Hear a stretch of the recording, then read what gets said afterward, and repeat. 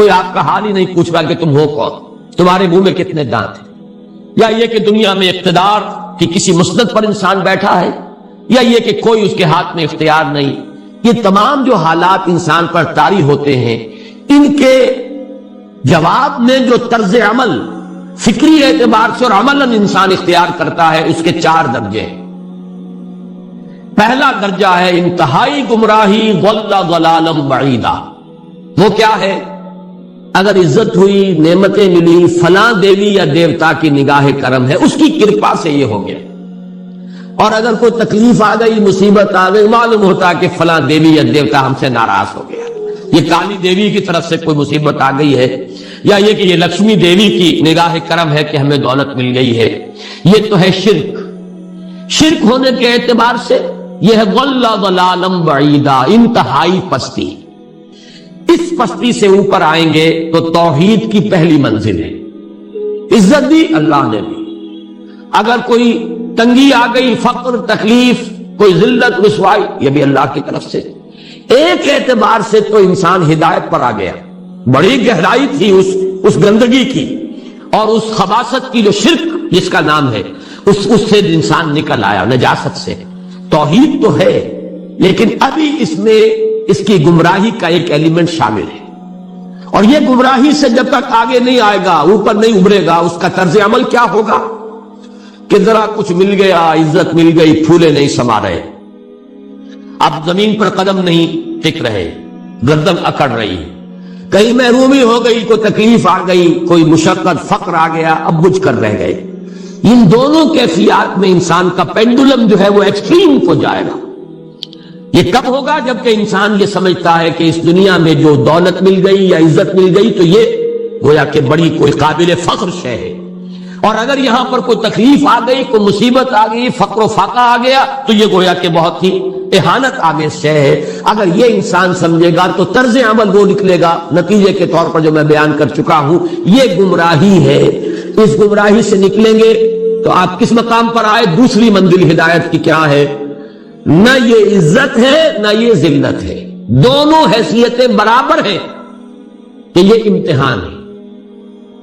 اسی لیے ان دونوں آیتوں میں ایک لفظ قدر مشترک ہے، اذا مبتلاہ فاما الانسان اذا مبتلاہ ربہ فاکرمہ ونعمہ۔ یہ بھی ایک ابتلا ہے، آزما رہا ہے اللہ، کبھی وہ دے کر آزماتا ہے، کبھی چھین کر آزماتا ہے، کبھی فقر و فاقہ سے آزماتا ہے، کبھی وہ کثرت دولت اور کثرت مال سے آزماتا ہے، کبھی وہ صحت دے کر آزماتا ہے کہ یہ قوت اور توانائی اور صحت جو میں نے دی ہے یہ اس میں کیا کرتا ہے، کبھی وہ مرض کے ذریعے سے آزماتا ہے کہ صبر کرتا ہے کہ نہیں کرتا۔ ہمارے لیے شکوہ اور شکایت تو اس کی زبان پر نہیں آ جاتی، نالا اور سیون تو نہیں آ جاتا، تکلیف جھیلتا کہ نہیں جھیلتا، اس میں تحمل ہے کہ نہیں ہے، تو صبر کرتا ہے یا شکر کرتا ہے۔ یہ دونوں کیفیات در حقیقت اس اعتبار سے مساوی ہے، یہ بھی امتحان، یہ بھی امتحان۔ یہ حقیقت جب سامنے ہوگی، اب وہ پینڈولم جو ہے وہ بہت کم ہو جائے گا، یعنی انسان میں طبعی طور پر تو ایک اثر ہوتا ہے غیر اختیاری، کسی چیونٹی نے کاٹا آپ کے پاؤں پر، آپ اپنا پاؤں ہٹا لیں گے، اس میں کوئی ارادہ نہیں، یہ ریفلیکس ایکشن ہے، غیر اختیاری فیل۔ اس حد تک تو انسان ضرور متاثر ہوتا ہے، اس سے تو کوئی انسان جو ہے وہ بلندتر نہیں ہو سکتا۔ حضرت ابراہیم رضی اللہ تعالیٰ عنہ، حضور کے وہ نومولود فرزند، انتقال جب ہو رہا تھا، آپ کی آنکھوں میں آنسو آ گئے۔ اب یہ ایک طبعی اثر ہے، ایک فعل ہے، انفعالی کیفیت ہے جو بالکل طبعی ہے، لیکن یہ نہیں کہ اس کی وجہ سے انسان کی زبان پر کوئی شکوہ آ جائے، کوئی شکایت آ جائے، یہ نہیں ہوگا، یہ ایمان کے منافی ہے۔ اسی طریقے سے اگر کوئی خوشی ہوئی ہے تو چہرے کے اوپر ایک نکھار آ جائے گا، تبسم آ جائے گا، اس سے زائد نہیں۔ اس حد تک تو یوں سمجھیے کہ انسان کا طبعی تقاضا ہے۔ اس سے زیادہ یہ پینڈولم اگر سوئنگ کر رہا ہے تو گویا کہ اس حقیقت سے انسان محجوب ہے کہ یہ بھی امتحان ہے، یہ بھی امتحان، جو ہم سورہ حدید میں پڑھ چکے ہیں۔ ما اصاب من مصیبت فی الارض ولا فی انفسکم الا فی کتاب من قبل ان نبراها ان ذلک علی اللہ یسیر لکی لا تعصوا علی ما فاتکم ولا تفرحوا بما آتاکم۔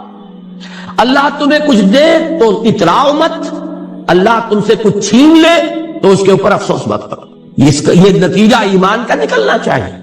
اگر تمہیں ایمان ہے اللہ پر، اگر تمہیں یقین ہے کہ جو کچھ ہوا ہے اللہ کے اذن کے بغیر نہیں ہوا، اگر تمہیں یقین ہے کہ اللہ نے جو میرے لیے طے کیا ہے اس میں میرے لیے خیر ہی ہے، چاہے فی الحال فی الوقت فوری طور پر مجھے ناگوار محسوس ہو رہی ہے بات، لیکن یقیناً میرے لیے اس میں خیر ہے میرے رب کی طرف سے، کہ ہر کے ساتھ اما ریخت عین الطاف فست، ہم تو شارٹ سائٹڈ ہیں، ہم دیکھ نہیں سکتے کسی شے کو، ہم اس کے ظاہر کو دیکھ کر گھبرا اٹھتے ہیں کہ یہ تو تکلیف آ گئی، کیا پتا اسی کے پردے میں اللہ کی رحمت آ رہی۔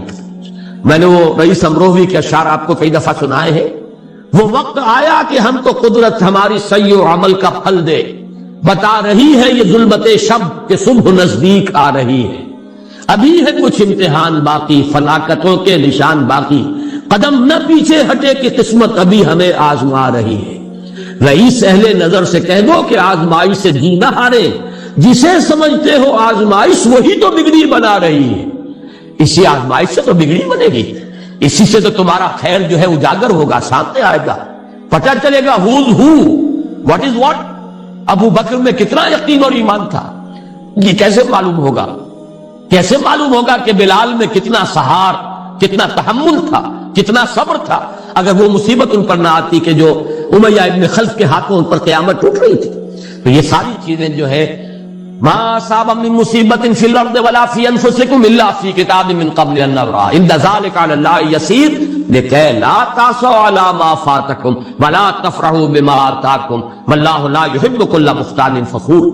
اگر اس حقیقت سے محجوب ہو جاؤ گے تو پھر اختیال اور فخر اور گھمنڈ پیدا ہو جائے گا تمہارے اندر، یا دوسری طرف مایوسی، کمر ہمت ٹوٹ کر رہ جائے گی، خودکشی کرنے کو انسان آمادہ ہو جاتا ہے، ذرا کوئی ناکامی دنیا میں آ گئی، کوئی تکلیف آ گئی۔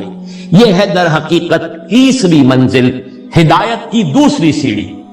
پہلا کیا تھا؟ نہاد ضل ضلالا بعیدا، کوئی خیر مل گیا تو کسی دیوی کی نگاہ کرم، کوئی تکلیف آ گئی تو کسی دیوتا کی ناراضگی، یہ تو ہے ضل ضلالا بعیدا۔ اس سے اوپر آئے، یہ پہلی سیڑھی ہدایت کی ہے، عزت ہے تو اللہ کی طرف سے، اور اگر کوئی ذلت ہے، تنگی ہے تو اللہ کی طرف سے، یہ ہدایت کا آغاز ہو گیا، یہ توحید کی بنیادی منزل ہے۔ اس سے اگلی منزل، یہاں کی ذلت ذلت نہیں، یہاں کی عزت عزت نہیں، ذالک یوم التغابن، ہار اور جیت کے فیصلے کا دن تو قیامت کا دن ہے، وہاں معلوم ہوگا جس کو اس روز عزت ملی وہ عزت والا ہے، جو اس روز ذلیل ہو گیا وہ ذلت والا ہے۔ یہ تو امتحان ہے، دار الامتحان ہے، خلق الموت والحیات لیبلوکم ایکم احسن عملا، یہ تو دار الامتحان ہے، امتحان ہونے کے ناطے دونوں برابر ہیں۔ اس سے اوپر ہے ایک چوتھی منزل، ہدایت کی تیسری منزل، وہ کیا ہے؟ عام طور پر انسان یہ سمجھتا ہے کہ یہ جو آزمائش ہے تنگی کی اور فقر و فاقہ کی، یہ سختر آزمائش ہے، اور نعمتوں کی بارش ہو تو یہ آسان آزمائش۔ یہ بھی ابھی گمراہی کا ایک پرت جو ہے اس کی باقی ہے۔ ابھی ہدایت کا جو کامل جو ہوگا انکشاف وہ کب ہوگا؟ جب انسان اس حقیقت کو جان لے کہ جہاں وسعت ہو، جہاں کثرت ہو، وہ زیادہ بڑا امتحان ہے، سخت امتحان ہے، بجائے اس کے کہ اگر قلت ہے، کمی ہے، یہ کم پر امتحان ہے، یہ کم بھاری امتحان ہے۔ کیوں؟ کہ اگر آپ کے پاس کثرت ہے آپ کے اندر غفلت پیدا ہو جائے، یہ ایک بڑا نیچرل ری ایکشن ہوتا ہے۔ اگر کسی شخص کی ابتدائی اور بنیادی تربیت کے اندر دین کا عنصر موجود ہو، جیسا کہ علامہ اقبال کے ہاں تھا، ان کی والدہ ایک بہت نیک سیرت مسلمان خاتون، ان کے والد ایک صوفی منش بزرگ، پھر ان کے استاد علامہ میر حسن، یہ ان کی شخصیت کے جو ابتدائی جو کردار سازی کا دور ہوتا ہے اس کے اندر اہم ترین جو ہے عوامل تھے۔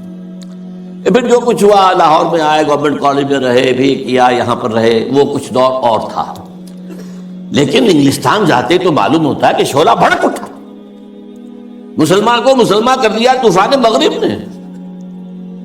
پھر وہاں کے فلسفے، فکر، نظریات، اس کا جو مطالعہ کیا تو اس میں خود اپنی کیفیت کو بیان کیا ہے کہ عذاب دانش حاضر سے باخبر ہوں میں، کہ میں اس آگ میں ڈالا گیا ہوں مثل خلیل علیہ السلام، کہ جیسے حضرت ابراہیم کو نمرود کی آگ میں ڈال دیا گیا تھا، مجھے بھی اس آگ میں جھونک دیا گیا۔ یہ تو آگ ہے، یہاں یہ تو عذاب کا ہے، عذاب دانش افروز، لادینیت، الحاد، یہ ساری چیزیں جو ہے رگ و پے میں سرایت کیے ہوئے یہاں. لہذا عذاب دانش حاضر سے باخبر ہوں میں کہ میں اس آگ میں ڈالا گیا ہوں مثل خلیل. اللہ نے حضرت ابراہیم کو بھی وہاں سے زندہ و سلامت نکال لیا تھا. علامہ اقبال بھی وہاں سے جب آئے ہیں تو ایک مومن کا ذہن اور فکر لے کر آئے ہیں، مومن کا دل لے کر آئے ہیں.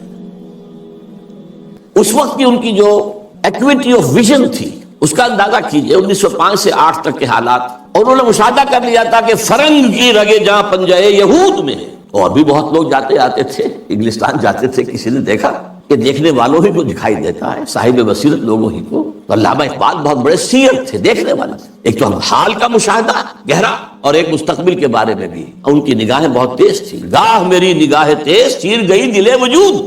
اس کے بعد سن 8 سے 1938 تک 30 برس. اب یہ ہے ان کا وہ دور جس میں اگرچہ انہوں نے شاعری کو جاری رکھا ہے، شاعری کی ہے، لیکن ساتھ ہی یہ بھی کہا ہے مرا یاراں غزل خانے شمردند، مجھے خامخواہ لوگوں نے شاعر سمجھ لیا ہے، غزل خاں سمجھ لیا ہے.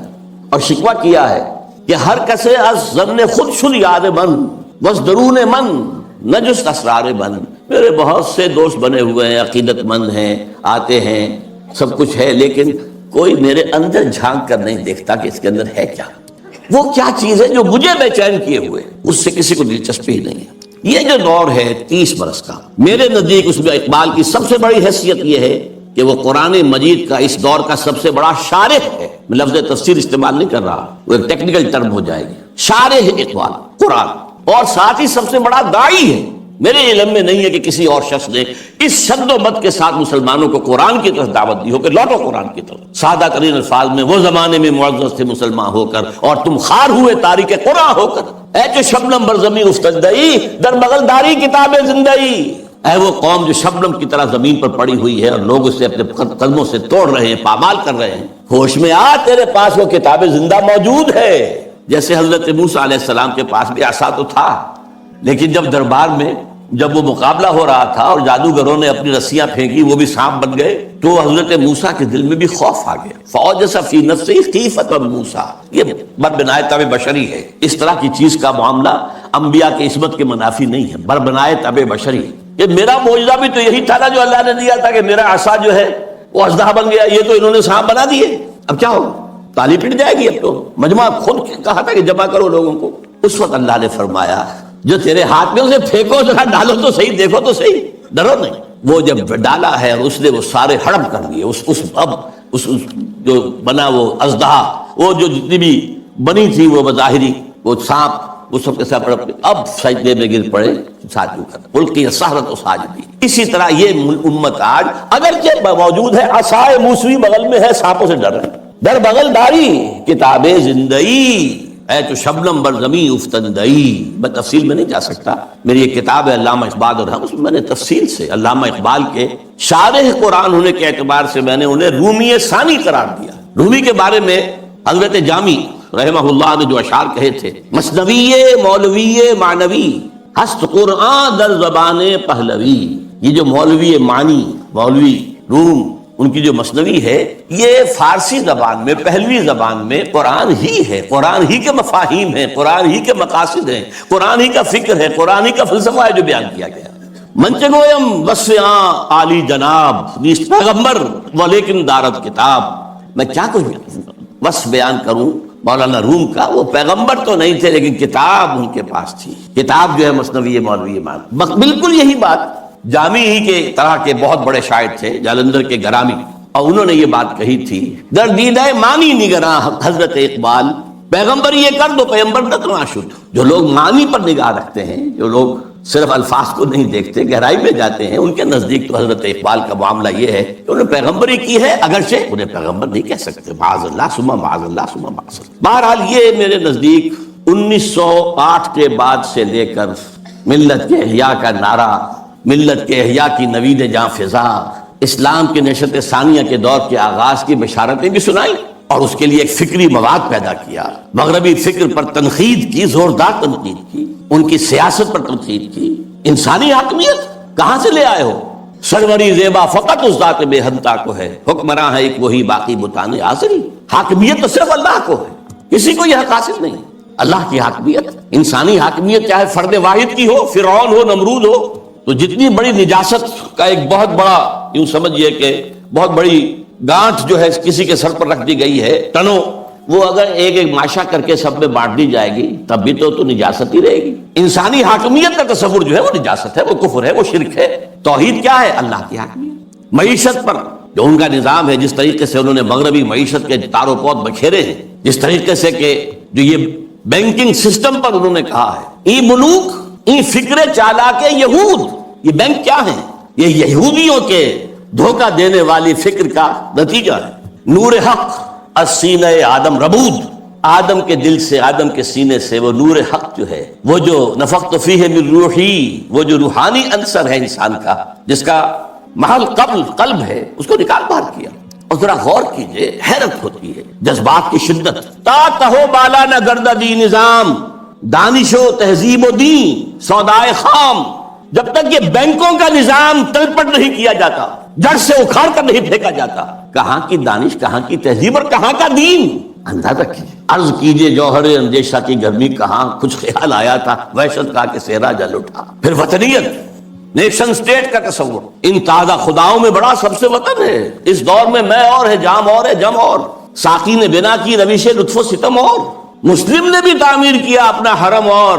تہذیب کے اعظم نے ترشوائے صنم اور نئے نئے بت. ان تازہ خداؤں میں بڑا سب سے وطن ہے، جو پیرہن اس کا ہے وہ مذہب کا کفن ہے. نظارہ دیری نہ زمانے کو دکھا دے، اے مصطفی خاک میں اس بت کو ملا دے. اسلام تیرا دیس ہے، تو مصطفی ہے، بازو تیرا توحید کی قوت سے قوی ہے. یہ تصورات کا اندازہ کیجیے. یہ کوئی شاعری کے مضامین ہے؟ یہ وصل و ہجر کی باتیں ہو رہی ہے؟ کیا ہو رہا ہے؟ یا محبوب کے لب لعلین کی کا کوئی تذکرہ ہو رہا ہے، یا اس کے وہ گیسوؤں کی کوئی؟ تو نہیں، تو بات ہی کچھ اور ہے. یہ شاعری تو نہیں. نغمہ کجا و من کجا، ساز سخن بہانہ ایست، سوئے قطار می کشم ناقہ بے زمام را. یہ امت جو بکھر گئی ہے، یہ لوگ، فکری انتشار ہے، عملی انتشار ہے، فقہی انتشار ہے، نہ معلوم کیسے کیسے انتشار ہیں. انہیں سب کو پھر ایک لائن میں لا کر، ایک قطار میں لا کر ایک قافلے کی شکل دینا چاہتا ہوں. اس کے لیے میں نے شاعری کو اپنا ذریعہ بنایا ہے. اس میں سے بھی جو میں نے آپ کو 30 سال گنوائے ہیں، 8 سے لے کر اور 38 تک، 1908 سے 1938، آخری 8 سال بہت اہم ہیں، بہت اہم ہیں، بہت اہم. 37 تا 38، اس میں جو ان کے کارنامے ہیں، ان میں سب سے بڑا کارنامہ نوٹ کر لیجئے، مسلم لیگ کی تحریک میں احیاء اسلام کا انجیکشن لگانا. مسلم لیگ 1906 میں قائم ہوئی ڈھاکہ میں. اس میں نہ شامل تھے محمد علی جناح، میں ان کا نام اس لیے لے رہا ہوں، قائد اعظم نہیں کہہ رہا، اس وقت وہ قائد اعظم نہیں تھے. نہ علامہ اقبال، علامہ اقبال تو تھے ہی نہیں، وہ یورپ میں تھے. لیکن یہ کہ مسٹر جناح موجود تھے ہندوستان میں، لیکن وہ کانگریس کے رکن تھے، دادا بھائی نوروجی کے سیکرٹری تھے، مسلم لیگ میں نہیں آئے. بڑی مشکل سے کہنے سننے سے مولانا محمد علی جوہر کے وہ مسلم لیگ میں آئے، لیکن پھر بھی اپنی ڈوئل ممبرشپ برقرار رکھی، کانگریس کی بھی اور مسلم لیگ کی بھی. اور سر توڑ کوشش کی ہے اس وقت تک. یوں سمجھیے کہ جو 24 برس ہیں، 6 سے لے کے 30 تک، مسلم لیگ کی حیثیت جو ہے، نمبر 1 تو یہ کوئی عوامی جماعت تھی ہی نہیں. اگر موقع ملا تو میں قائد اعظم کا بھی ایک قول اس میں نقل کروں گا. یہ ایک بس ادارہ سا تھا، کچھ بڑے ایلیٹ مسلمانوں کے، کچھ نواب زادے، کچھ جاگیردار، کچھ اور اسی اعتبار سے نمایاں لوگوں کا بس ایک انجمن تھی. اور اس کی کوشش ساری صرف یہ تھی کہ کوئی ایسا فارمولہ طے ہو جائے ہندوؤں اور مسلمانوں کے مابین کہ اگر ہندوستان ایک وحدت کی حیثیت سے آزاد ہو اور یہاں پر جدید دور کے مطابق جو ہے ون مین ون ووٹ کے حوالے سے حکومتیں بننی شروع ہوں، تو ایسا نہ ہو کہ مسلم اقلیت جو ہے وہ ہندوؤں کی اکثریت کے تلے پس کر رہ جائے. ان کا تشخص برقرار رہنا چاہیے، ان کی حقوق برقرار رہنے چاہیے، ان کی کوئی ضمانت ہونی چاہیے. بلکہ اندیشہ یہ تھا کہ وہ ہندو اپنی 800 سالہ غلامی کا انتقام لیں گے ہم سے، یہ خوف بھی تھا. اس کو میں نیگیٹو ایلیمنٹ کہتا ہوں، یہ تحریک مسلم لیگ کا نیگیٹو ایسپیکٹ تھا. لیکن اور اس میں جان لیجئے کہ سب سے بڑا رول پلے کر رہا تھا محمد علی جناح، جسے کہا گیا تھا اتحاد کا سفیر، اور یہ ہندو ہیں دینے والے ان کو یہ خطاب. سر توڑ کوشش کی ہے، آخر مایوس ہو گیا. اس نے سیاست سے کنارہ کشی اختیار کی، انگلستان جا کر کوٹھی خریدی، لیگل پریکٹس شروع کر دی اور وہاں بیٹھ. ان کے اس عرصے میں 37 میں خطبہ الہ آباد دیا علامہ اقبال. یہ خطبہ ہے میرے نزدیک ٹرننگ پوائنٹ، کہ اس سے پہلے اگرچہ علامہ اقبال اپنی شاعری میں اسلام کے دوبارہ زندہ ہونے کی نوید سنا چکے تھے اور خبر دے رہے تھے کہ کتاب ملت بیضا کی پھر شیرازہ بندی ہے، اشاق ہاشمی کرنے کو ہے پھر برگ و بر پیدا. سبق پھر پڑھ صداقت کا، شجاعت کا، عدالت کا لیا جائے گا تو اس سے کام دنیا کی امامت کا، اور نکل کے صحرا سے جس نے روما کی سلطنت کو الٹ دیا تھا، سنا ہی ہے میں قدسیوں سے میں نے کہ شیر پھر ہوشیار ہوگا وغیرہ وغیرہ۔ تو ایک سور تو اقبال پھونک چکا تھا۔ جو بھی تعلیم یافتہ لوگ تھے ہندوستان میں مسلمان، خاص طور پر شمالی ہند میں زیادہ، لیکن حیدرآباد دکن میں بھی بہت ہی اس کا گہرا اثر تھا، لیکن یہاں آ کر اب مسلم لیگ کے صدر کی حیثیت سے انہوں نے انجیکشن لگایا۔ وہ انجیکشن کیا تھا؟ نمبر ایک، مسلمان ایک علیحدہ قوم ہے، قومیت کی کسی بھی تعریف پر پورے اترتے، یہ ان کا فلسفیانہ حصہ ہے اس خطبے کا۔ لیکن جس چیز کو میں کہہ رہا ہوں ٹرننگ پوائنٹ، انہوں نے کہا یہ ڈیسٹنی ہے، یہ تقدیر مبرم ہے کہ ہندوستان کے شمال مغرب میں ایک مسلم ریاست قائم ہوگی۔ It was not a proposal, it was a prophecy, destiny, number ایک۔ نمبر دو، اور اگر ایسا ہو گیا تو ہمیں موقع مل جائے گا کہ اسلام کے تابناک چہرے پر جو بدنما داغ اور دھبے آ گئے تھے عرب ملوکیت کے دور میں، لفظ کیا ہے؟ عرب امپیریلزم، یہ بنو امیہ کا دور، یہ بنو عباس کا دور، پھر ترکان عثمانی کے دور، یہ بادشاہتیں تھی، اس میں خلافت کا تو سوال نہیں، نام خلافت کا رہا، خلفائے بنو امیہ، خلفائے بنی عباس اور خلفائے بنو عثمان وغیرہ، آل عثمان۔ اب اس دور میں جو نقشہ اسلام کا آیا ہے دنیا کے سامنے، وہ ظاہر رہا بہت بدنما ہے، بہت داغدار ہے۔ اگر ہمیں آزاد ایک مسلمان ریاست مل جاتی ہے، ہمیں موقع مل جائے گا کہ ان بدنما داغوں اور دھبوں کو ہٹا کر دھو کر صحیح اسلام کا ایک نقشہ پوری دنیا کے سامنے پیش کریں۔ یہ ہے پازیٹیو انجیکشن۔ یہاں سے مسلم لیگ کا دور ثانی شروع ہوتا۔ اب وہ صرف منفی نہیں تھا، اب وہ تحفظات ہی کی بات نہیں تھی، اب یہ کہ اس میں ایک مثبت، ایک مقصد، نصب العین، ایک اعلیٰ ہدف، ایک اونچا آدرش قائم ہو گیا۔ اس زمانے میں احسن اکرام صاحب جو ہیں، جن کی مشہور کتابیں ہیں روض کوثر، موج کوثر، آب کوثر، بہت ہی بڑے پڑھے لکھے آدمی تھے، اس زمانے میں آکسفورڈ میں پڑھتے تھے۔ قائد اعظم سے ملاقات کے لیے گئے اور کہا آپ کیوں چھوڑ کر آ گئے ہندوستان کو؟ ہندوستان کے مسلمانوں کو آپ کی قیادت کی ضرورت ہے۔ میں حیران ہو گیا ان کے دو جملے پڑھ کر، ہندوز آر انکورجیبل، ہندو ناقابل اصلاح ہے۔ میں نے سر توڑ کوشش کر کے دیکھ لی، وہ کوئی عقل کی بات سننے کو تیار نہیں۔ ہندوز آر انکورجیبل۔ اور مسلمانوں کا حال یہ ہے کہ ان کا بڑے سے بڑا لیڈر جو بات مجھ سے صبح کہتا ہے، شام کو جا کر وہ اپنی سطح کے مطابق یا ڈپٹی کمشنر سے یا گورنر سے کہہ دیتا ہے۔ تو ایسی قوم کی رہنمائی میں کیسے کروں؟ لیکن پھر یہ اقبال ہے جو میدان میں آیا ہے۔ 1932 کی گول بیس کانفرنس میں شرکت کے لیے علامہ اقبال لندن گئے۔ محمد علی جناح اس میں شریک نہیں تھے کیونکہ وہ تو سیاست چھوڑ چکے تھے۔ اس موقع پر محمد علی جناح سے ملاقاتیں کی ہیں علامہ اقبال، اور یہی مثبت انجیکشن ان کو لگایا۔ تو وہی انجیکشن جو ہے اقبال نے مسلم لیگ میں بحیثیت مسلم لیگ 1930 میں لگایا، اور محمد علی جناح کے جسم میں 1932 میں لگایا، اور اس نے جناح کی قلب ماہیت کر دی، جناح کو بدل کر دیا۔ اور میں اسے کہا کرتا ہوں کہ جیسے مولانا روم کہتے ہیں، مولوی ہرگز نہ شد مولائے روم، تا غلام شمس تبریز نہ شد۔ شمس تبریز کی ملاقات سے پہلے میں مولوی تھا، مولوی، مجھے جو مولائے روم بننے کی سعادت حاصل ہو گئی ہے یہ تو شمس تبریز کی صحبت۔ مولوی ہرگز نہ شد مولائے روم، تا غلام شمس تبریز نہ شد۔ اسی طرح محمد علی جناح کبھی قائد اعظم نہیں بن سکتا تھا اگر اقبال نے اس کے اندر یہ انجیکشن نہ لگایا ہوتا۔ میں اس کے ثبوت کے لیے چاہتا ہوں ذرا یہ ایک میں کوٹیشن دے رہا ہوں۔ 21 اپریل 1932 کو جب علامہ کا انتقال ہوا ہے تو اس وقت جو ہے ایک بہت بڑی پبلک جلسہ جو ہے ہو رہا تھا کلکتہ میں، وہاں عین جلسے کی حالت میں خبر پہنچی تو اخبار نے یہ لکھا، جو میرے پاس کوٹیشن ہے دی نیشنز وائس نامی کتاب سے یہ چیزیں میں نے لی ہیں، کہ یہ جلسہ جو ہے قائد اعظم کی تقریر نے اس کے اندر وہ رنگ پیدا کیا کہ وہ سارا سیاسی معاملات جو زیر غور تھے ختم ہو گئے، صرف ایک کانڈولنس میٹنگ بن کر رہ گئی، تعزیت اجلاس۔ الفاظ سنیے، میں سارا نہیں سنا سکتا، صرف چند جملے۔ Mister M A Jinnah said that the sorrowful news of the death of Sir Muhammad Iqbal had plunged the world of Islam in gloom and mourning. Sir Muhammad Iqbal was undoubtedly one of the greatest poets, philosophers and seers of human history. Seers, دیکھنے والا، پیش بینی کرنے والا، آنے والے حالات کو دیکھ لینے والا۔ To me he was a personal friend, philosopher and guide, and as such the main source of my inspiration and spiritual support. یہ کون کہہ رہا ہے؟ محمد علی جناح۔ وہ کوئی اس طرح کا آدمی نہیں تھا کہ جو لفاظی کرتا ہو، وہ ایک ایک لفظ جانچ کر تول کر بولنے والا شخص ہے، اس نے یہ کہا ہے۔ اور اس سے بھی آگے کی بات سن لیجئے۔ If I live to see the ideal of Muslim state being achieved in India, and then if I were offered to make a choice between the works of Iqbal and the rulership of that Muslim state, I would prefer the former. اگر ہم پاکستان حاصل کر سکے اور اس میں اگر موقع آیا اور مجھ سے کہا گیا کہ اب آپ کے پاس دو چوائسز ہے، یا علامہ اقبال کے کلام کو قبول کر لیجئے اور یا اس ملک کی حکمرانی، تو میں علامہ اقبال کے کلام کو ترجیح دوں. پھر میں عرض کر رہا ہوں یہ الفاظ کس کے ہیں؟ قائد اعظم کے. بلکہ ایک اور میں اس وقت آپ کو سنانا چاہتا ہوں ایک جملہ اور. In April 1936, I thought transforming the Muslim League, which was then only an academical institution, into a parliament of the Muslims of India. From that time to the end of his life, he, yani Iqbal, continued. He continued. Qaid Azam ne kaha, he continued. Iqbal stood as a rock by him.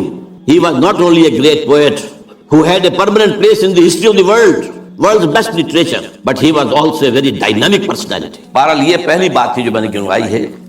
دوسری بات جو نگاہوں سے بالکل پوشیدہ ہے، یہ بات بھی خفی ہے. اقبال کا انفلوئنس قائد اعظم پر یہ لوگوں کے ذہنوں میں نہیں ہے، جس کو میں چاہتا ہوں کہ واقعتاً سمجھا جائے، تاریخ کے آئینے میں دیکھا جائے. دوسری بات جو بالکل ہی خفی ہے، سن 32 سے 35 تک علامہ ایک ایسی جماعت قائم کرنے کی کوشش کرتے رہے جو اسلام کے احیاء اور اسلام کی نشت ثانیہ کا کام کر سکے. حالانکہ وہ مسلم لیگ میں تھے، قائد اعظم کے ساتھی تھے، ان کے ساتھ ادنا کارکن کی حیثیت سے بھی شریک رہے. انہوں نے ہی 1930 کا خطبہ دیا، لیکن وہ یہ محسوس کرتے تھے اور صحیح محسوس کرتے تھے کہ مسلم لیگ کی تحریک کے نتیجے میں ایک مسلم قومی ریاست تو قائم ہو سکتی ہے، اسلامی ریاست قائم نہیں ہو سکتی. لہذا سن 32 سے 35 تک کے عرصے کے درمیان ان کی کوشش رہی کہ ایک جماعت بنے. وہ جماعت کیا ہو؟ پریکٹسنگ مسلمز کے اوپر مشتمل ہو، جو اسلام پر عمل کرے. ویسے یہ کتاب پوری تفصیل سے آپ اس میں پڑھ سکیں گے. علامہ اقبال کی آخری خواہش، یہ پورا ڈاکومنٹ ہے. اللہ کا شکر ہے کہ جو اب سامنے آ چکا ہے. پھر یہ کہ اس کا نظم جو ہے عمارت کی بنیاد پر ہو، صدارت کی بنیاد پر نہیں. وہ عمارت بیعت کی بنیاد پر ہو اور وہ کبھی الیکشن میں حصہ نہ لے. یہ 4 چیزیں نوٹ کر لیجئے. یہ بہت سے اعتبارات سے مسلم لیگ کا اینٹی تھیسس بنتا ہے. اس کی کوشش کر رہے ہیں. اس کی وجہ کیا ہے؟ وہ بات جو بعد میں علامہ کے انتقال کے 2 سال بعد مولانا مودودی نے کہی ہے 1940 میں اسٹریچی ہال علی گڑھ یونیورسٹی میں، جو ایک کتاب کی شکل میں شائع ہوتی ہے، اسلامی حکومت کیسے قائم ہوتی ہے. مین تھیم یہی تھا کہ مسلمانوں کی ایک قومی تحریک کی بنیاد پر ایک قومی ریاست تو وجود میں آ سکتی ہے، اسلامی نہیں آ سکتی. اس میں ہر طرح کا آدمی آ سکتا ہے، ہر کردار کا آدمی آ سکتا ہے، ہر شخص آ سکتا ہے. نمازی ہے یا نہیں ہے، روزہ رکھتا ہے یا نہیں رکھتا ہے، شاعر اسلام سے تعلق ہے یا نہیں ہے، قادیانی ہے یا کوئی اور ہے، کچھ ہو، کوئی بھی ہو، نہ مسلمان کا ہونا چاہیے. مسلم لیگ کا تو معاملہ یہ تھا. اس سے ظاہر بات ہے اسلامی ریاست قائم نہیں ہو سکتی. یہ بات علامہ اقبال کے دل کی بات ہے. مولانا مودودی کو بلانے والے دکن سے علامہ اقبال تھے. مسلم نیشن ہوڈ کی بات جو 1930 میں علامہ اقبال نے کی تھی اپنے خطبے میں، اسے نہایت سلیس پیرائے کے اندر واضح کرنے والے علامہ مولانا مودودی تھے، مسئلہ قومیت کے نام سے. اسی آخری دنوں میں یہ جو نظمیں ان کی آئی ہیں جو 1935 کے بعد رہی گئی ہیں اور جو ان کی زندگی میں شائع بھی نہیں ہوئی، یہ ان کے زندگی بھر کے سوچ کا نچوڑ ہے. ظاہر بات ہے جو میں نے کہا تھا کہ مفکر ہو، فلسفی ہو، اس کے فکر میں ارتقا ہوتا ہے، ارتقا ہوتے ہوتے وہ اپنی انتہا کو پہنچتا ہے. لہذا اقبال کے فکر کا ارتقا جو ہے وہ ان نظموں میں ہے کہ جو ان کے انتقال کے بعد شائع ہوئی ہیں. ارمغان حجاز ان کی زندگی میں شائع نہیں ہو سکتی، کیونکہ اس وقت تک اردو کی نظمیں تھیں ہی بہت کم، علیحدہ کتابی شکل میں نہیں شائع کی گئی، بلکہ فارسی کے ساتھ ہی ملا کر اس کو فارسی اردو جمع کر کے شائع کیا گیا. اور دوسرے جیسا کہ میں نے عرض کیا، انہوں نے ایک نئی جماعت کا جو ہے تصور پیش کیا اور کوشش کی کہ وہ قائم ہو جائے. ایک چھوٹا سا نقطہ اور کہ میں نے اپنے لیے ایک لقب اختیار کیا ہے، یکے از رگ ہائے ساز اقبال. اس کا پس منظر کیا ہے؟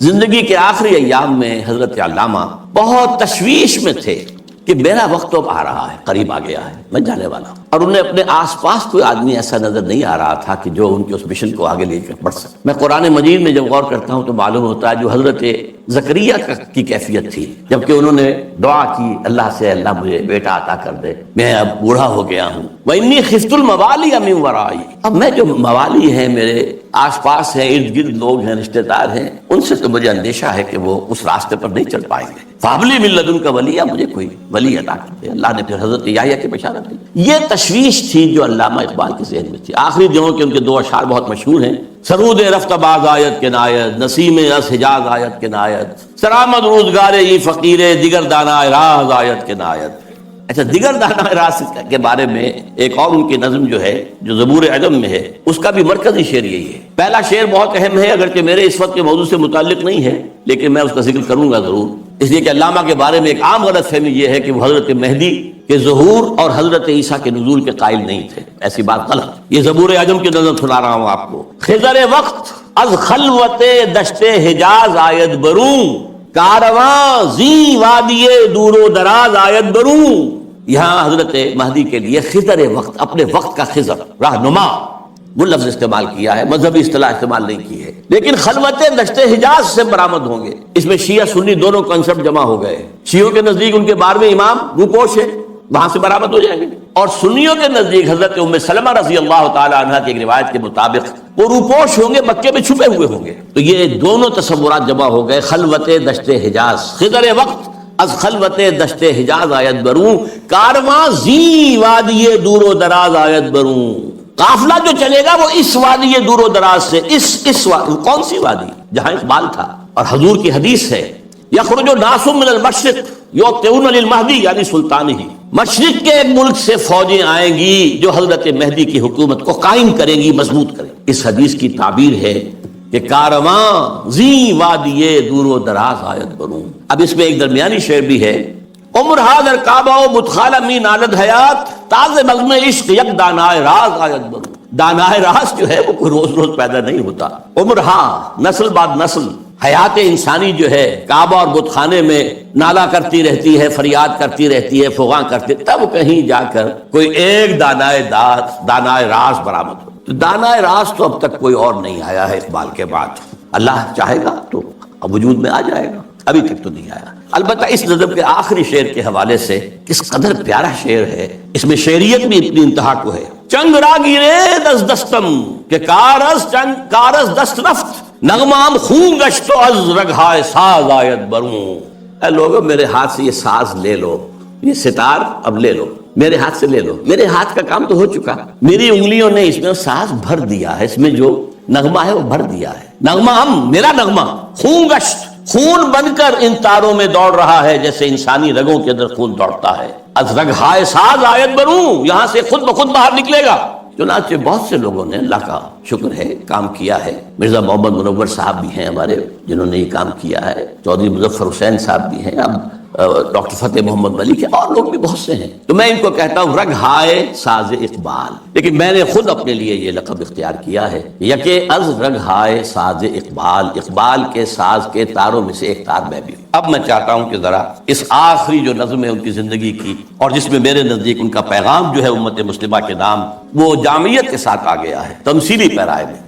یہ ابلیس کی مجلس شورا ہے۔ میں حیران ہوتا ہوں کہ محسوس ہوتا ہے کہ آج کل کہیں یہ مجلس شورا جو ہے کہیں منعقد ہوئی ہے حال ہی میں، اور یہ 80 سال پہلے کی بات۔ ابلیس صاحب جو ہیں صدر ہیں، ظاہر بات ہے اس اپنی مجلس شورا کے، وہ پہلے اوپننگ ایڈریس کر رہے ہیں، یہ عناصر کا پرانا کھیل، یہ دنیائے دوں، یہ جو دنیا ہے یہ کیا ہے؟ عناصر کا پرانا کھیل ہے، ایلیمنٹس، سالمات، ایٹمز، انہی کی اکھیڑ پچھاڑ ہے نا جس کا یہ کھیل چل رہا ہے، یہ عناصر کا پرانا کھیل۔ یہ دنیا دوں کہتے ہیں پست کو، بہت گھٹیا، یہ گھٹیا دنیا جو ہے، یہ دنیا زمین، یہ لفظ جواب شکوہ میں اقبال نے بھی استعمال کیا ہے کہ شوخ و گستاخ یہ پستی کے مکین کیسے ہیں، یہ زمین کے رہنے والے کیسے شوخ اور گستاخ ہے، کس طریقے سے شکوہ کیا ہے اللہ سے۔ تو اسی طرح وہ ابلیس کہتا ہے یہ عناصر کا پرانا کھیل، یہ دنیائے دوں، یہ عناصر کا پرانا کھیل، یہ میٹریلزم کے جتنے بھی شعبے ہیں، جتنے بھی شاخیں ہیں، جتنے بھی گریڈز ہیں، اور ہندوستان میں چار واک ہے، جین مت ہے، بدھ مت ہے، اور سانکھ درشن، یہ سب اسی کے ہیں۔ یہ خالص میٹیریل کھیل ہے دنیا کا، اس سے آگے انہیں کچھ اور نظر نہیں آتا۔ دنیا کی حقیقت خالص مادہ ہے، مادے ہی کی بنیاد پر یہ دنیا ہے۔ ساکنان عرش اعظم کی تمناؤں کا خون، ساکنان عرش اعظم ملائکہ مقربین، ان کی تمناؤں کا خون ہو گیا۔ کیسے؟ جب اللہ نے کہا تھا وَإِذْ قَالَ رَبُّكَ لِلْمَلَائِكَةِ إِنِّي جَاعِلٌ فِي الْأَرْضِ خَلِيفَةً، تو فرشتوں نے ذرا استفہام کیا تھا نا، قالوا وتجعل فيها من يفسد فيها ويسفك الدماء ونحن نسبح بحمدك ونقدس لك، ہم تسبیح و تقدیس کے اندر لگے ہوئے ہیں، ہم خادمان، ہم حاضر ہیں، ہم سب کام کر رہے ہیں۔ ابلیس اس کو انٹرپریٹ کر رہا ہے کہ اصل میں وہ خود خواہش مند تھے خلافت کے، تو ان کی تمنا کا خون ہو گیا جبکہ آدم کو خلافت دے دی گئی۔ یہ عناصر کا پرانا کھیل، یہ دنیائے دوں، ساکنان عرش اعظم کی تمناؤں کا خون۔ اس کی بربادی پہ آج آمادہ ہے وہ کارساز جس نے اس کا نام رکھا تھا جہان کافنو. یہ اللہ کے امر کن سے کائنات وجود میں آئی تھی نا. اچھا وہ اس کو نہیں مان رہا, وہ سراسر نام یہ رکھا گیا ہے. اب اللہ جانو, یہ اللہ ہی جانتا ہے کہ اس کے دماغ میں کیا خناس ہے, لیکن اللہ نے جو یہ کہا ہے کہ یہ کن سے بنایا ہے, کن فیکون. آج معلوم ہوتا ہے, ابلیس کہتا ہے کہ اس کی بربادی پر خدا نے فیصلہ کر لیا ہے. جس نے اس کو بنایا تھا وہ اب اس کی بربادی کے در پہ ہے. اس کے دونوں معنی ہو سکتے ہیں. ایک تو یہ بھی کہ اسے محسوس ہو رہا ہے کہ قیامت قریب آ رہی ہے. یہ کھیل جو ہے اور یہ خیر و شر کی کشاکش ستیزہ کار رہا ہے ازل سے تا امروز, چراغ مصطفی سے شرار بولابی, یہ جو ہے اب آخری اینڈ پہ آ رہا ہے اس ڈرامے کا. یہ ڈرامہ دکھائے گا کیا سین, پردہ اٹھنے کی منتظر ہے نگاہ. تو جیسے کہ یہ بات کہی گئی ہے کہ یہ ڈرامہ جو ہے اب ختم ہونے کو, اقبال نے بھی اس کو کہا ہے, دنیا کو ہے پھر مار کا روح و بدن پیش, تہذیب نے پھر اپنے درندوں کو ابھارا, اللہ کو پامر دیے مومن پہ بھروسہ, ابلیس کو یورپ کی مشینوں کا سہارا. تو وہ بھی محسوس کر رہا ہے کہ شاید اب وہ قیامت ختم ہے اور یہ کھیل اب آخری سین پر آ گیا ہے. اور شاید اس کا مفہوم یہ ہو کہ اس دنیا میں ہم نے شر کا, شرک کا, الہاد کا, یہ سارے بے حیائی کا, بے شرمی کا, سودی نظام کا, انسانی حاکمیت کا, یہ سارا کھیل ہم نے بنایا ہے. معلوم ہوتا ہے کہ یہ اب ختم ہونے پہ ہے. معلوم ہوتا ہے کہ یہ اب وہ جو کارساز ہے وہ اب اس کو آخری جو ہے اس مقابلے کے اندر ملیا بیٹ کر دینے کے در پہ ہے. اس کی بربادی پہ آج آمادہ ہے وہ کارساز جس نے اس کا نام رکھا تھا جہان کافنو. اور اس کے بعد اب لافزنی کر رہا ہے, میں نے یہ کیا, میں نے یہ کیا, میں نے یہ کیا, میں نے یہ کیا. کون ہے جو میرے اس سارے معاملے کو ختم کر سکے؟ میں نے دکھلایا فرنگی کو ملوکیت کا خواب. فرنگی ویسٹرن امپیریلزم, ملوکیت کا خواب, دنیا فتح کرو, کولونائز کرو. یہ پہلا خواب تھا, لیکن اس کے بعد انہوں نے اس سے بہتر خواب دیکھ لیا ہے کہ خامخواہ جا کر آکوپائی کرنے سے کیا فائدہ ہے. سودی نظام میں اور بینکنگ کے نظام میں اور انٹرنیشنل کمپنیوں کے نظام میں اور گلوبلائزیشن کے ذریعے اور ٹرپ کے ذریعے سے خون چوستے رہو. وہ رہے اپنی اپنی جگہ پر, ہم وہاں جا کر ان پر حملہ کریں گے, انہیں فتح کریں گے, تو رد عمل بھی تو پیدا ہوگا نا, خونریزی بھی تو ہوگی. وہ کوشش بھی کرتے رہیں گے کہ وہ آزادی حاصل کریں, ہمیں ماریں گے. تو اب یہ جو نیا امپیریلزم ہے, مالیاتی امپیریلزم, یہ اب ہے. یہ سارا خواب فرنگی کو میں نے دکھایا ہے. میں نے دکھلایا فرنگی کو ملوکیت کا خواب. میں نے توڑا مسجد و دیر و کلیسا کا فسون. یہ مسجد اور دیر اور کلیسا اور مندر اور یہ وہ, اس کا سارا اثر میں نے ختم کر دیا. کیا کیا؟ سیکولرزم کی پٹی بڑھا دی. بھائی یہ علیحدہ انسان کا انفرادی معاملہ ہے, کوئی مسجد میں جائے, مندر میں جائے, کہیں اور جائے, وہاں جائے, یہاں جائے, کلیسا میں جائے, سینیگوگ میں جائے, کہاں جائے, کوئی نہیں, جاؤ. لیکن ملکی نظام, ملکی قانون, حکومت, ریاست, معیشت, معاشرت, اس کا کوئی تعلق کسی مذہب سے نہیں. جو بھی اثرات تھے, جو بھی ہولڈ تھا مذاہب کا, آخر خدا کو تو مانتے تھے نا. اس دور حاضر سے قبل جو ہے انسان کی گمراہی صرف ایک تھی, شرک. وہ کیا ہے؟ ایک بڑے خدا کے ساتھ چھوٹے چھوٹے خداؤں کو بھی ماننا. بڑے خدا کا انکار نہیں تھا. اب کیا کیا گیا ہے؟ اس بڑے خدا کو اٹھا کے مسجد میں بند کر دو, مندر میں بند کر دو, سینیگوگ میں بند کر دو, چرچ میں بند کر دو, اور جہاں پورا ہمارا نظام ہم چلائیں. وہی آپ نے سوورنٹی belongs to us, ہم جو چاہے کریں. لہذا میں نے دکھلایا فرنگی کو ملوکیت کا خواب, امپیریلزم, اور میں نے توڑا مسجد و دیر و کلیسا کا فسون, سیکولرزم. میں نے ناداروں کو سکھلایا سبق تقدیر کا. ناداروں کو, غریبوں کو میں نے کہا بھائی ٹھیک ہے, یہ تمہاری قسمت ہے, تم کسان ہو, ہاری ہو, تمہاری قسمت یہی ہے, اس کی طرف سے ہے, رب کی طرف سے ہے. کوئی بغاوت کا خیال پیدا نہ ہو جائے, کہیں کو کھڑے ہو کر کوئی ریزسٹنس کی موومنٹ شروع نہ کر دینا. تقدیر ہے, طلب تقدیر کے حوالے. میں نے ناداروں کو سکھلایا سبق تقدیر کا. میں نے منعم کو دیا سرمایہ داری کا جنون. یہ لفظ منعم جو ہے عربی کا, یہ منعم بھی ہو سکتا ہے, منعم بھی ہو سکتا ہے. منعم اس میں فاعل ہے, منعم اس میں مفعول ہے. منعم نعمتیں دینے والا, منعم جس کو نعمتیں دی گئیں. یعنی یہ بھی ہو سکتا ہے کہ پہلے جن کے پاس دولت ہوتی تھی وہ اس کو خیرات کرتے تھے, صدقات کرتے تھے, خیر کے کاموں میں لگاتے تھے, پن کے ثواب کے کاموں میں لگاتے تھے. میں نے اس کے بجائے کہا بیگم پاگل ہو گئے ہو, جمع کرو سرمایہ داری. میں نے منعم کو دیا سرمایہ داری کا جنون. اور جس کے پاس فاضل سرمایہ دولت اللہ نے دی تھی, اس کا جو طریقہ تھا کہ یسألونک ماذا ينفقون قل العفو, میں نے کہا نہیں, جو بھی ہے جمع کرو. جمع فاوعى, جس نے جمع کیا اور خوب پھر سینچ کر رکھا, سنبھال کر رکھا, بچا کر رکھا. یا کہا جمع مالا وعددہ یحسب ان مالہ اخلدہ. یہ سبق میں نے دولت مند کو سکھا دیا. تو میں نے ناداروں کو سکھلایا سبق تقدیر کا، میں نے منعم کو دیا سرمایہ داری کا جنون. کون کر سکتا ہے اس کی آتش سوزاں کو سرد، جس کے ہنگاموں میں ہو ابلیس کا سودے دروں؟ کون ہے؟ میں نہیں ماننے کو تیار کہ ہمارے اس پورے کھیل کو کوئی طاقت ہے ایسی کہ جو ختم کر سکتی ہے. یہ لفظ نہیں کر رہا ہے. آخر کچھ خود سیلف ایشورنس کے لیے بھی کچھ ساتھیوں کی بھی دل بڑھانا ہوتا ہے نا. آخر چاہے آدمی دیکھ رہا ہو کہ I am fighting a losing battle, لیکن پھر بھی ساتھیوں کو تو برقرار رکھنے کے لیے دل بڑھانا، کو دل جوئی کرنا، کو حوصلہ دینا. کون کر سکتا ہے اس کی آتش سوزاں کو سرد، جس کے ہنگاموں میں ہو ابلیس کا سودے دروں، اور جس کی شاخیں ہو ہماری آبیاری سے بلند. کون کر سکتا ہے اس نخل کہن کو سرنگوں. بس یہ خطاب تو ختم ہو گیا. یہ سوال یہ سمجھ میں نہیں آیا کہ آپ نے یہ مجلس شورا بلائی کائے کے لیے؟ تو پہلا مشیر جو ہے وہ گویا ہوتا ہے. اس میں کیا شک ہے کہ محکم ہے یہ ابلیسی نظام. آپ نے جو فرمایا سچ کہا. یہ ابلیسی نظام، یہ سیاسی نظام، یہ liberal democracy human sovereignty basis پر، اور یہ جوئے اور سود پر مبنی سارا ظالمانہ استحصالی نظام معاشی، اور یہ بے حیائی کہ انسان حیوان بن گیا ہے. اقبال نے اپنی وہ جو ذرا غزلیں ان کی باغ درا کے آخر میں ہیں، کچھ استہزائیہ انداز میں بھی ہے. یہ کوئی دن کی بات ہے مرد ہوش مند، غیرت نہ تجھ میں ہوگی نہ زن اوٹ چاہے گی. وہ اوٹ بھی نہیں رہے گی. معاملہ اس درجے جو ہے فحاشی کی انتہا کو پہنچ جائے گا. پہنچا ہوا ہے. آپ کو معلوم ہے جو کچھ یورپ میں ہوتا ہے، ریلوے اسٹیشن کے پلیٹ فارم کے اوپر کھڑے ہوئے جو کچھ کر رہے ہوتے ہیں، وہ سب کے سامنے موجود. اس میں کیا شک ہے کہ محکم ہے یہ ابلیسی نظام. پختہ تر اس سے ہوئے خوئے غلامی میں عوام. یہ بہت اہم ہے. عوام کے اندر ایک پیسیمسٹک ایک انداز پیدا ہو چکا ہے. وہ ایکٹیوسٹ نہیں ہے. اب وہ کام کرنے کو تیار نہیں ہے. خوئے غلامی میں پختہ ہو گئے، دبے رہنے کے لیے تیار ہیں، ایکسپلائٹ کیے جانے کے لیے تیار ہیں. پختہ تر اس سے ہوئے خوئے غلامی میں عوام ہے ازل سے ان غریبوں کے مقدر میں سجود. ان کی فطرت کا تقاضا ہے نماز بے قیام. نماز بے قیام کسے کہتے ہیں؟ وہ نماز جس میں قیام نہ ہو. نماز میں قیام ہے، پھر رکوع ہے، پھر سجود ہے، پھر سجود ہے، پھر کھڑے ہونا ہے. لیکن ان لوگوں کی نماز اب وہ ہے جس میں قیام ہے ہی نہیں. رکوع ہی رکوع ہے یا سجود ہی سجود ہے. ہر جگہ جو ہے ماتھا ٹیکے ہوئے بیٹھے ہوئے ہیں، اور ہر جگہ پر جو ہے اس پورے سارے نظام کو، ظالمانہ نظام کو قبول کیے ہوئے ہیں. کچھ تقدیر طلب تقدیر ہیں، کچھ کہتے ہیں مجبور ہیں، کیا کریں. کچھ حال مست ہیں، کچھ مال مست ہیں. لیکن یہ کہ کوئی بھی اس کے عام مقابلے میں آنے کو تیار نہیں ہے. آرزو اول تو پیدا ہو نہیں سکتی کہیں، ہو کہیں پیدا تو مر جاتی ہے یا رہتی ہے خواب.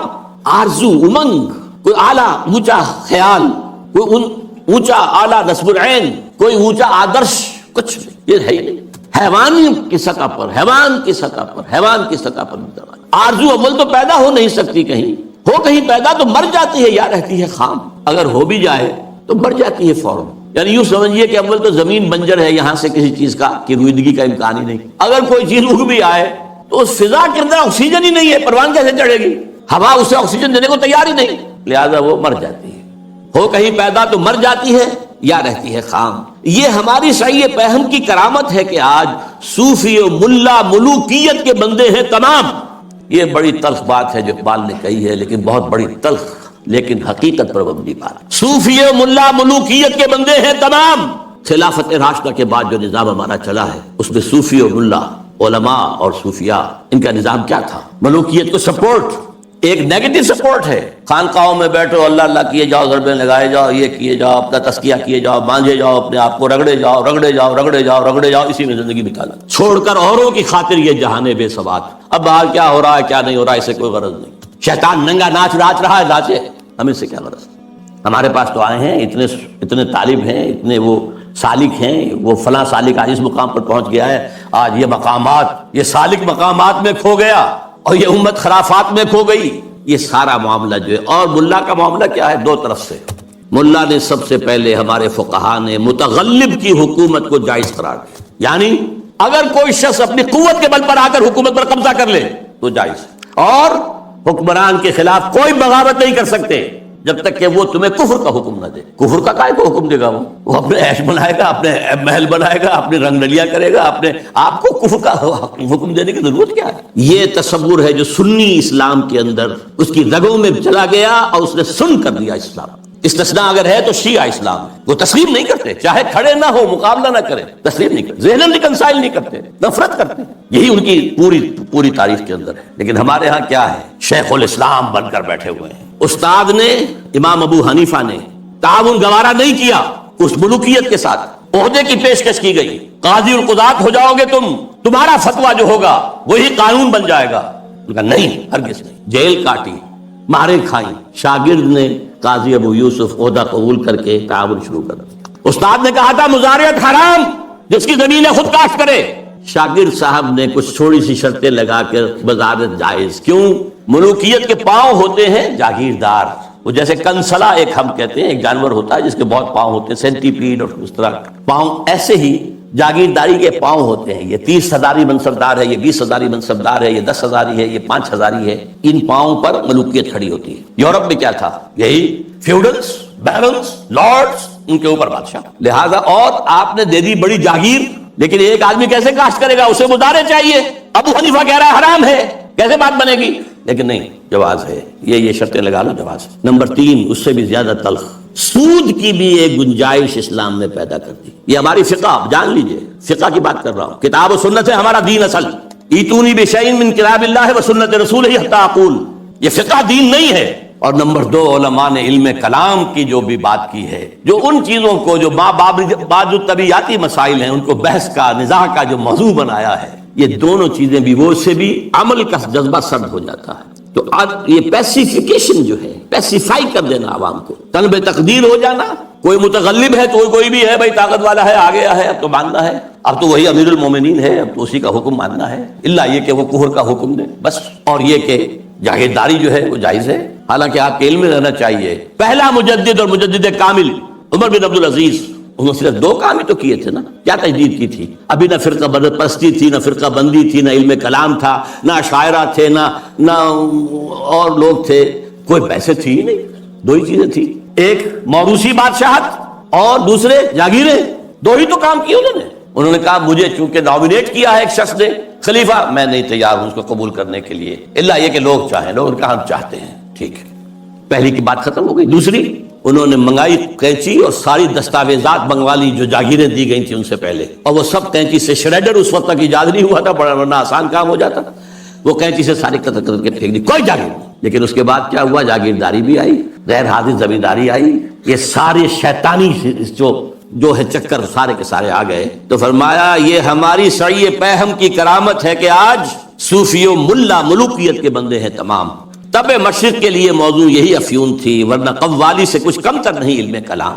قوالی بھی کیا کرتی ہے؟ آپ کے قواعد عملی کو ختم کر کے سر دھنتے رہی ہے۔ علم کلام بھی یہی کرتا ہے، مسائل، اللہ کی صفات اس کی ذات پر اضافی ہیں یا اس کی ذات کا جز ہیں، صفات حادث ہیں یا قدیم ہیں، اس کائنات کا کیا ہے ربط حادث بالقدیم، یہ کائنات حادث ہے، اللہ کی ذات قدیم ہے، رابطہ کیا ہے ان کا، کیا کنیکشن ہے؟ یہ مسائل جو لا ینحل ہیں، یہ اس ماورا اس طبقے سے تعلق ہے ان تمام کا کہ ان کا حل ممکن نہیں۔ قرآن نے، حدیث نے ان کو چھیڑا ہی نہیں ہے۔ اپنی جگہ مسائل ہے، فلسفے میں بحثیں ہوتی ہیں، گفتگویں ہوتی ہیں، لیکن یہ کہ ان کو موضوع بنا لینا، انہی پر بحثیں ہونا۔ میں صرف تاریخی طور پر آپ کو بتا رہا ہوں، جب ترک قسطنطنیہ کا محاصرہ کیے ہوئے پڑے ہوئے تھے تو آیا صوفیہ جو ان کا سب سے بڑا چرچ تھا، اب بڑی مسجد ہے وہ، وہاں پر مناظرہ ہو رہا تھا کن مسائل پر؟ علماء عیسائیوں کے۔ ایک سوئی کی نوک پر کتنے فرشتے آ سکتے ہیں؟ حضرت عیسیٰ کی ولادت کے بعد بھی حضرت مریم کنواری رہ گئی یا نہیں؟ اور جو لاسٹ سفر میں روٹی کھائی تھی حضرت عیسیٰ نے، وہ خمیری تھی یا فطیری تھی؟ ان مسائل پر بحثیں ہو رہی ہیں آیا صوفیہ میں، اور وہاں لشکر مسلمانوں کا پڑا ہوا گھیرے ہوئے۔ یہی حال ہمارا ہے ہندوستان میں، انگریز آ چکا ہے، بنگال سے آگے بڑھ رہا ہے، ہماری حکومتیں جو چھوٹے چھوٹے یہ ہیں سلطان بیٹھے ہوئے ہیں، نواب ختم ہو رہے ہیں، اور ہمارے علماء میں سے جو ٹاپ کے علماء 2 جن کا میں اس وقت نام نہیں لینا چاہتا، کہیں خامخواہ ایک سوء ظن اشخاص سے نہ ہو جائے، کن مسائل پر گفتگو کر رہے ہیں؟ اللہ جھوٹ بول سکتا ہے یا نہیں؟ آپ کے نہیں بول سکتا تو اس کا مطلب اللہ کل شیء قدیر نہیں ہے، اور بول سکتا ہے تو پھر اس کی وہ شان نہیں رہی باقی تنزیہ۔ اللہ کوئی دوسرا محمد بنانے پر قادر ہے یا نہیں؟ اگر ہے تو اس کا مطلب بے نظیر تو نہ ہوئے محمد صلی اللہ علیہ وسلم۔ یہ مسائل بحثیں ہوتی تھی، بڑے علماء، منطقی علماء اس پر بحث۔ تو یہ ہے تب مشرق کے لیے موضوع یہی افیون تھی، ورنہ قوالی سے کچھ کمتر نہیں علم الکلام ہے۔ طواف و حج کا ہنگامہ اگر باقی تو کیا، کند ہو کر رہ گئی مومن کی تیغ بے نیام۔